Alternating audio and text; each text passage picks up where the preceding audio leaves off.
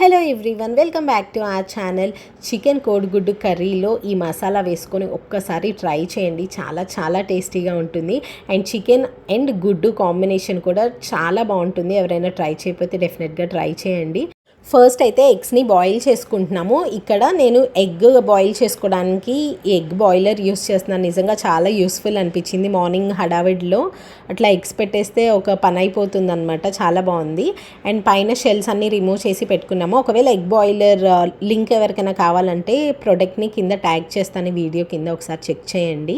ఈ కర్రీలో వేసుకునే మసాలా పౌడర్ ప్రిపేర్ చేసుకుందాము. ఫస్ట్ ఒక కడాయి తీసుకొని దాంట్లోకి ఒక 10 లవంగాలు అండ్ అలానే కొన్ని దాల్చిన చెక్క ముక్కలు వేసేసుకొని డ్రై రోస్ట్ చేసుకోవాలి. అండ్ అలానే 4 స్పూన్లు ధనియాలు తీసుకున్నాము. ఇక్కడ నేను చెప్తున్న క్వాంటిటీస్ అంతా కూడా మనకి మసాలా కొంచెం స్టోర్ చేసి పెట్టుకోవడానికి చెప్తున్నాను. లేదు అప్పటికప్పుడు కావాలి అనుకుంటే జస్ట్ ఒక 2 లవంగాలు, ఒక దాల్చిన చెక్క ముక్క అండ్ ఒక 1 or 2 స్పూన్స్ ధనియాలు అట్లా వేసుకున్నా సరిపోతుందన్నమాట. ఇక్కడ నేను కొంచెం ఎక్కువ క్వాంటిటీలో ప్రిపేర్ చేసుకుంటున్నాను. అండ్ అలానే కొంచెం పుట్నాలు కూడా వేసేసుకొని డ్రై రోస్ట్ చేసేసుకోవాలి. మనం పుట్నాలు వేయడం వల్ల చాలా చిక్కగా ఉంటుంది గ్రేవీ అండ్ టేస్ట్ కూడా చాలా బాగుంటుంది.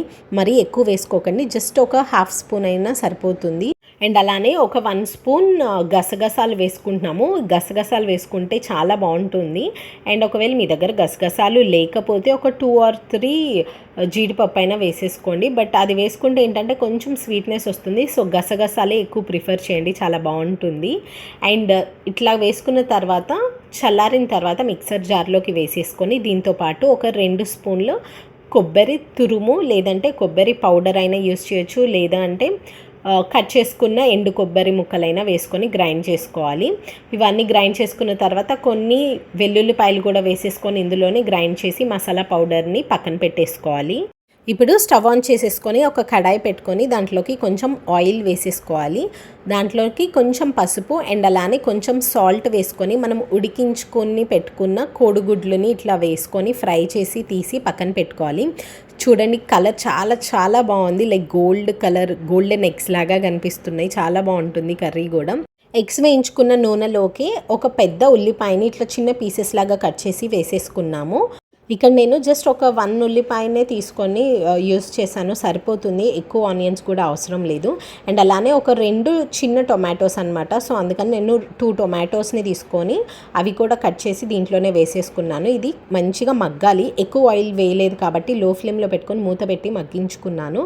అండ్ అలానే కొంచెం పచ్చిమిరపకాయలు అండ్ కొంచెం అల్లం వెల్లుల్లి పేస్ట్ వేసేసుకోవాలి. అండ్ ఇది కూడా మంచిగా ఫ్రై అవ్వనివ్వాలి. మనకి పచ్చివాసన అంతా పోయే వరకు మంచిగా వేయించుకుంటే బాగుంటుంది. మీరు కావాలంటే ఇంకొంచెం నూనె వేసుకోవచ్చు, బట్ ఇక్కడైతే నేను లో ఫ్లేమ్లో పెట్టి వేయించుకుంటున్నాను కాబట్టి అంత ఆయిల్ అవసరం అనిపించలేదన్నమాట. సో అందుకని ఇట్లానే లో ఫ్లేమ్లో కొంచెం టైం పట్టినా కూడా వేయించేసుకుంటే సరిపోతుంది. అండ్ ఇట్లా మంచిగా వేగిన తర్వాత దీంట్లోకి మనం చికెన్ని యాడ్ చేసేసుకోవచ్చు.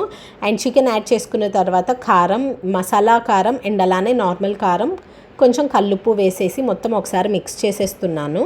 మీ దగ్గర ఒకవేళ మసాలా కారపొడి లేకపోతే నార్మల్ కారమైనా యూస్ చేసుకోవచ్చు. మీ స్పైసీనెస్కి తగినంత కారం వేసుకుంటే సరిపోతుంది. బట్ మసాలా కారం ఉంటే వేసుకోండి, చాలా బాగుంటుంది టేస్ట్. మొత్తం ఒకసారి మంచిగా మిక్స్ చేసుకొని లో ఫ్లేమ్లో పెట్టి మూత పెట్టి మగ్గించుకోవాలి. ఇందులో వాటర్ వస్తే ఓకే, బట్ ఒకవేళ వాటర్ ఏం రాకపోతే కొంచెం వాటర్ వేసేసుకొని మంచిగా ఉడికించుకోవాలి. మనకి చికెన్ పీస్ అనేది మంచిగా ఒక 80% ఉడికే వరకు బాగా ఉడికించుకోవాలి లో ఫ్లేమ్లో పెట్టుకొని. అండ్ 80% ఉడికిన తర్వాత మనం ఉడికించుకున్న కోడిగుడ్లు ఆల్రెడీ వేయించి పెట్టుకున్నాం కదా, సో ఆ ఎగ్స్ని కూడా దీంట్లోనే వేసేసుకొని మొత్తం ఒకసారి మంచిగా మిక్స్ చేసుకొని మిగిలిన 20% కూడా మంచిగా ఉడికించుకోవాలి. చికెన్ మొత్తం ఉడికే వరకు మూత పెట్టి మగ్గించుకోవాలి, బాగుంటుంది.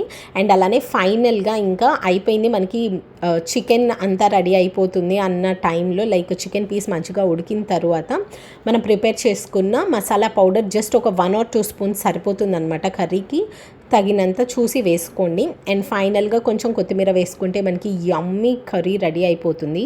చికెన్ కోడిగుడ్డు కర్రీ చాలా చాలా బాగుంటుంది. డెఫినెట్గా ఒకసారి ఇట్లా ట్రై చేయండి. I hope you like this video. Thank you so much for watching. Please subscribe.